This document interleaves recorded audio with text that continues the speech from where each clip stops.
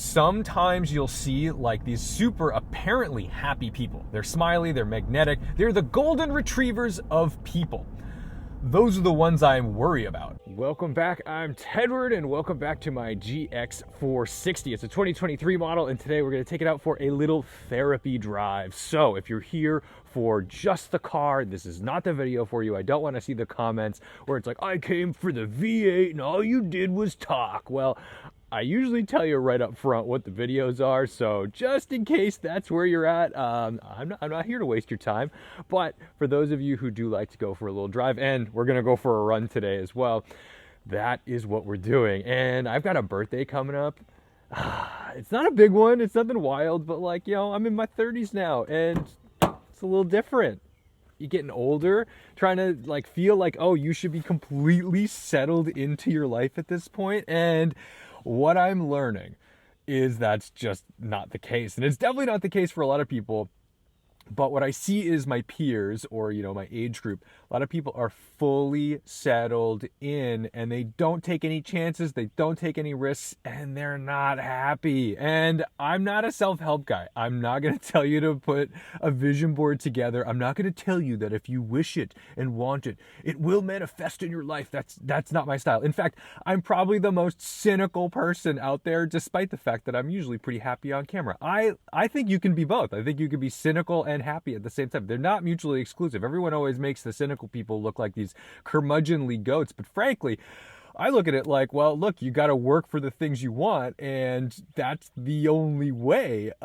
So if you're looking for somebody who's going to tell you how to trade Forex or join a pyramid scheme to get rich quick, well, sorry, boys and girls, that is not what this space is for.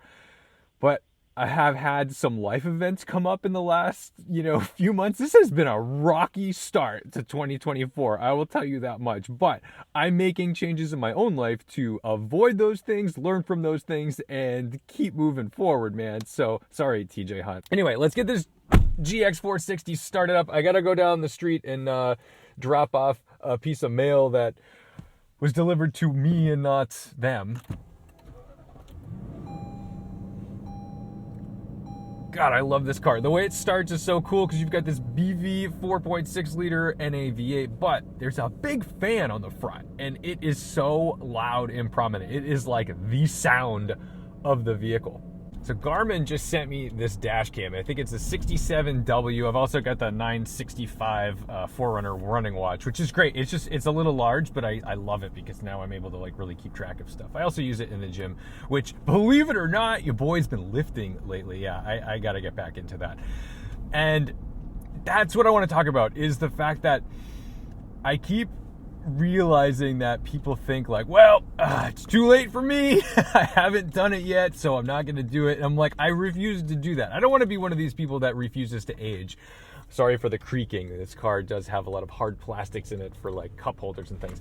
But I don't think that like the journey is over because you're not the high school or college athlete that you once were. That's so silly. And for me, I want to live a happier, healthier life, and that means like not giving up on my body just because I'm like, well, I'm in my 30s. What could I possibly do? Like, there are times when you use like those basic inspiration tactics where you see like, Camille or like any of those like actors who suddenly get super jacked in their 30s or 40s, and you're like, oh my God. Now, I'm not saying go do that. That's like actually unhealthy levels of life, but like it does show that your body's not dead yet. Just because your knees hurt a little bit, your back hurts a little bit, doesn't mean you have to stop. And that's actually kind of the reason why your back and knees probably hurt, is because you're not taking care of yourself.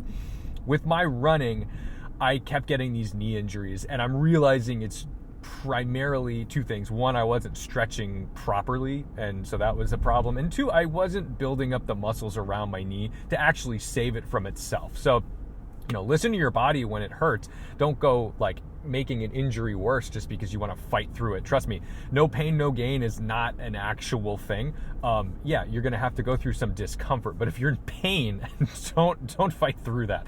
That's where you end up kind of ruining stuff. And that's when you might not be able to train or proceed with whatever you're doing in the future if you have those goals. So like, I do still want to run a half marathon. I think I might do that in May. I'm pretty much on track for that, and that would be really great. I'm lifting weights more often, and it's not because people yell at me for having skinny legs. Oh, bro, skip leg day. Like, buddy, I'm like a 130-pound runner. Like, it's not shocking that I'm a skinny dude. But I do things for myself, and I see this on social media so much because like the reels are prolific with this style where they'll be like some dude who's like, the girls didn't want me at 19, and it's like a picture of like a scrawny dude, which like he's fine, like he's totally fine, and then he's like, I showed them, and now he's like this like body dysmorphic nightmare where you're like, oh no, like yeah, you're very strong, and maybe if bodybuilding was your goal, like that's great, but like I'm worried about you because psychologically that is kind of not a healthy transformation for the long term. Not to mention the fact that like you didn't prove her wrong. The girl didn't want you, and so you did the thing that she wanted, and now you're like, look at me now. It's like, nah, dude, like that's not it. So like, do things for yourself, and that's where I have really learned to do that, because every time I had a goal and it was for someone else, or it was like in spite of someone else, it didn't work out for me. Because spite wears off. I know that sounds like nah, I could hold a grudge forever. Nah, dude, like spite will wear off, the grudge will wear off. If that's your only motivator, it's not gonna do it. It helps get the fire started for sure. Like I've been through breakups where I'm like, I need to go running because I just need like my own mental health to be a little more stable, and exercise for me has always helped that become a possibility. So that's what I've done. But eventually it becomes a thing where you're like, well, I want to keep doing this because I enjoy doing it and it makes me feel better. And the other thing about getting older is you kind of get over it. Like you get over emotions where you're like, I can't take more of this. Like if you know, for example, I've been through some relationships, you know, like, and if I actually go back and look through the history, like sure, there were some good times, but I'm like, man, like I've seen some things. I've gone through some traumas. I've had my heart broken. If you can't get past some shitty people, then like, yeah, life is going to be really hard for you. And having good behaviors to fall back on has been probably the only thing that's kept me moving and motivated. Now, I'm somebody who's always dealt with depression and worry and anxiety and all that stuff. And that's not like, look, wow, what a bold mental health statement. Sure, everyone deals with this. What I'm trying to say, though, is like, I've always experienced that. That is, there's never been a day in my life that I can commit to memory that was not like that. Sometimes you'll see like these super apparently happy people. They're smiley, they're magnetic, they're the golden retrievers of people. Those are the ones I worry about, because when they do eventually break, or they do eventually have some life event that knocks them down a peg and they have to confront their own actions or their own reality, or actually they've just compartmentalized everything. So yes, they've appeared very happy and they've convinced themselves they're very happy, but their actions and their lifestyle are actually like abhorrent and disgusting and horrific. Those people have a really hard time coping. Those are the ones I worry about. They couldn't deal because they had not been coping for their entire lives. Whereas like for me, I'm like, bro, I cope every day, like every day, and that's fine. I'm okay with that. I understand myself. I understand when I have low points. Like, yep, this will pass. I just need to keep motivated and do things that like get me out of those low points. I feel healthier because of that. And I worry about the people who are not confronting their demons, who are not feeling feelings. Those are the ones who snap and break, and they're like, oh my God, I have depression. You're like, yeah, dude, like everybody feels these things. You've just been packing it and burying it down and doing terrible things and ignoring the guilt and shame for your entire life. Those are the ones I worry about.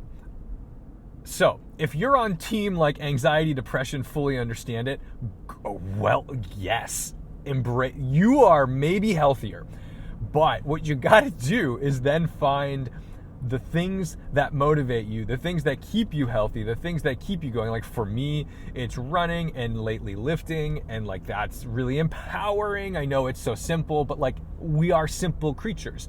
Humans are really complex with our thoughts and our emotions and our mentality and all this stuff. But like at the end of the day, like your dog wags its tail when you say car ride. Your dog wags its tail when it needs to poop. Like enjoy the poop, enjoy the car ride. Go for a run, go for a walk, get outside. Sitting at your like desk all day, if your wins are based on just sending an email, like, ooh, maybe you're not gonna be in for a good ride. But if you can then separate yourself from the stuff that you don't like to do stuff you do like, forcing yourself to do stuff you do like, and forgiving yourself for not being really good at it. Like so many people come to me, all right, not so many, but like a dozen here and there, you know, I want to run. What do I do? What's the, like, running sucks. I hate running. Why do I hate running? How could I like running? Why do you like running? And I didn't like running for years. I was doing it wrong. I was pushing myself too hard. I was basically like redlining my heart every time I'd go out. So it was like, why can't I run more than 3 miles? It's like, well, because you're sitting in second gear driving down the highway at 80 miles an hour. Like, yeah, that's not gonna, of course you're not gonna like that. Your engine doesn't like that. Your heart doesn't like that.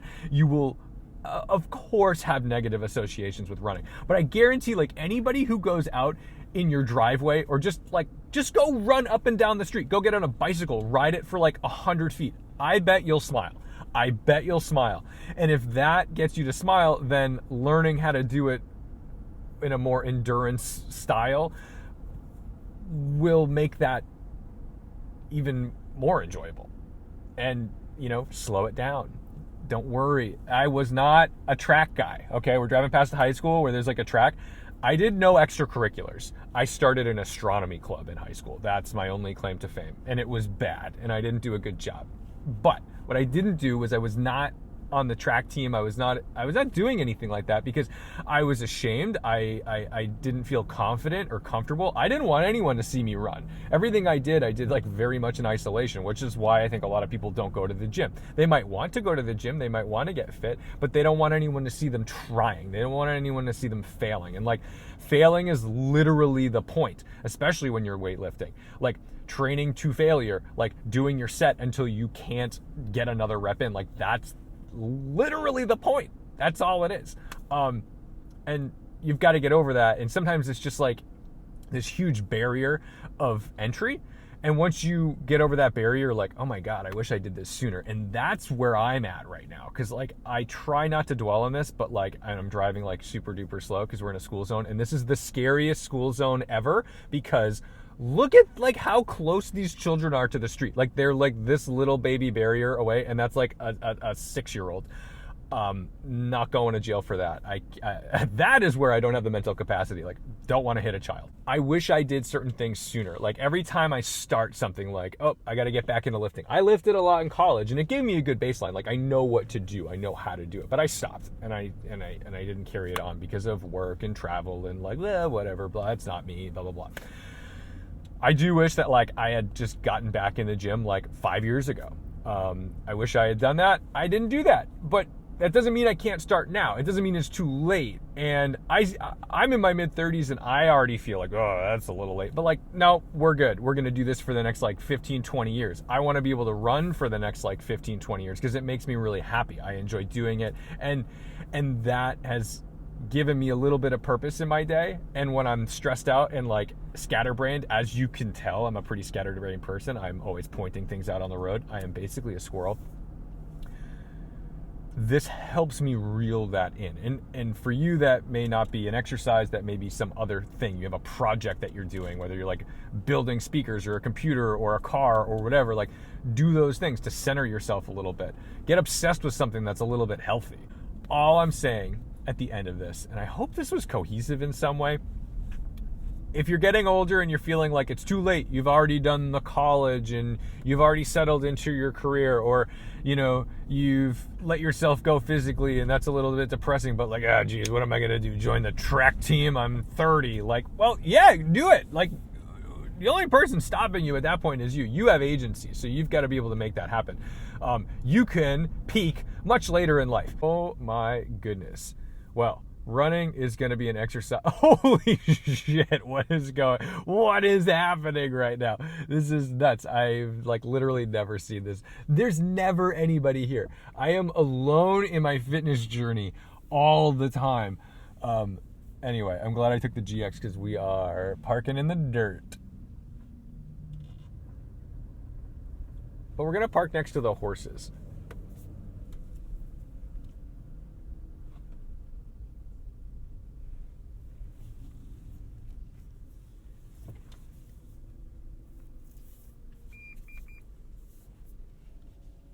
See? Horses.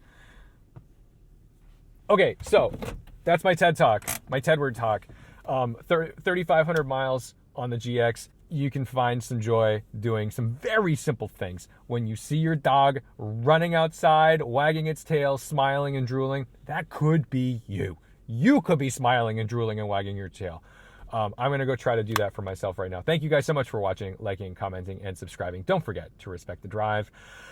And I'll see you in the next one.